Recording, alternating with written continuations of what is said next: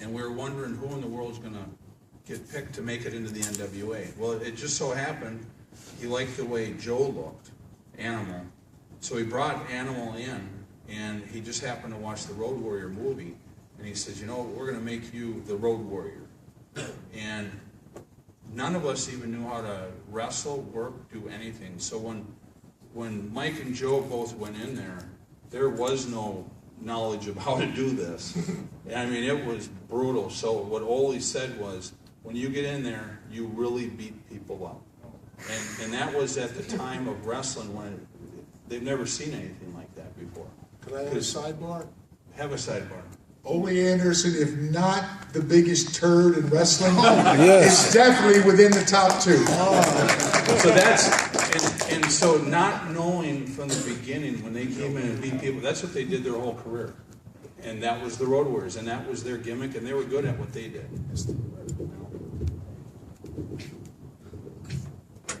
We had another one over here. Yes, sir. When you were talking before about you being imposters of the Road Warriors, to me that was never the case. You guys came out in about 87. Mad Max 3 Beyond Thunderdome came out in 86. So you were that character of Master Blast of the masks and what have you. So to me, you were never rip-offs of LAD. And to this very day, I still don't know why there wasn't that money match of you guys against LAD at WrestleMania. Yeah. Yeah. That was money. It's money. the same like how they never put Hogan against Flair at WrestleMania. Yeah. You know? I equate it to the same situation because, you know, when Flair came in, of course, everybody was going to expect the Flair-Hogan match, and everybody expected our match. Yeah. And I just equated to the fact that in the preliminary matches that we had, the chemistry wasn't there. I don't know if they felt comfortable. There was a little apprehension on their part because they were new to this territory. They were the guys in the South, and it was vice versa up here. And I agree with you. Everybody expected the Hogan-Flair match to be the match. People flirted that.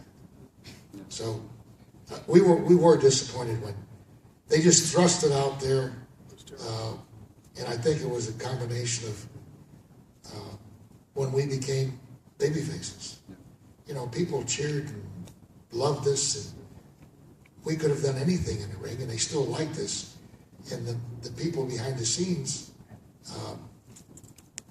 got a little ahead of themselves and said, God, these guys got to be good guys. Bring them out of the other dressing room. We could have been heels forever. People still would have accepted it. And I think they jumped the gun, and then they jumped the gun again when they brought in the Road Warriors. And it was disappointing because, like you said, it could have been a real profitable run. Just one other one with that too. The actual name of Demolition, do you still own that, or what's it? I can't comment. I just want to add that, in regards to all these comparisons between Demolition and the Road Warriors, you have two great teams, and I like drinking cola. So Coca-Cola is the oldest soda maker in the world, but I like Pepsi too, as a lot of people do. So you've got Coke and you've got Pepsi. Just because Coke came first doesn't mean that it's better. Right. That's all I have. We have another question. John. Got a question for Demolition. What was it like being managed by Mr. Fuji? It was interesting to say the least. Fuji's a big ribber. We can't comment on any of the ribs because protect the innocent, right? But we were just talking about managers in the back. And the one thing that I think that I've had some good managers in my career, like Bobby Heenan, when I was a Mass Superstar, Boris Malenko, Mass Superstar. I think the importance of a good manager is to let his guys shine, do what he's supposed to do at the appropriate time. People say he's always planned it that way. When the manager's running around trying to be the center of attention, people can't focus on what's going on in the ring. And Fuji was real good at that. He let us do our interviews. You know, you can see neither one of us had problem talking. I was a teacher before I got into wrestling, so I talk too much sometimes, but he would give suggestions. Fuji was knowledgeable in this business. He was a former multi-time champion, around top wrestlers all the time. So you sort of absorb that. You don't ignore it. You absorb that knowledge. The only thing that Fuji, and it was ironic because we saw him a couple years ago, we ate Chinese food every damn day. Twice a day. It didn't matter where we were at, there was a Chinese place. And it was funny because we saw him at one of the signings, the Legend signings, and he swore off Chinese food. He had a list of Chinese restaurants in every city all over the world. And you got so sick of eating Chinese food, but you loved Fuji so much, you never ever said anything. When he said, we're going to this restaurant, we just said, yeah, we're going to go with you. But when Fuji became our manager, right away, it kind of brought us up a notch with pretty much everybody, because with Fuji being the manager, everybody knew that the Demolition was a serious tag team. I mean, with the guys, you know, the office and everything. So it was great having Fuji as our manager. And we would travel, you know, we were together more than we were with our families. And up and down the highways and plains. And right after the match, Fuji would critique the match. He would be constructive in his criticism, not destructive. And we took that to heart because, I mean, he's outside. We're involved in the battle, making all the moves, and he'd say, hey, Phil, what move you did, just eliminate that next time. Or add this, or tweak that. And he was instrumental in our success.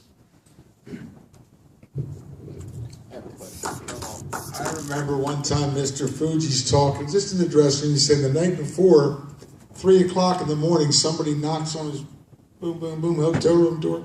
It's room service with sweet and sour chicken and pie a la mode. He signs for it and eats it. I had no idea who ordered it, but just out of the blue, just out of the... Oh, sorry. To the people that organized this, maybe next year we could swing for a wireless mic and pins. Come on. So I have a question for you, King Kong Bundy. Yes, one of your most famous matches was at WrestleMania 2 in Los Angeles, where you challenged WWF champion Hulk Hogan in the unforgiving blue steel cage, which we don't see the blue steel cage anymore, but if you're a fan, make a little noise. So my question to you is, what was it like to work in that cage? It sucked. You know, relative to maybe some other cage matches you've had, were you able to utilize that? Was it difficult to shoot a guy off of? I mean, talk about the blue cage, because we don't really see it anymore. Maybe there's a reason for that. Well, Because people got hurt. Armando, son, the reason is the match was so dynamic and exciting that they said we can never top that. So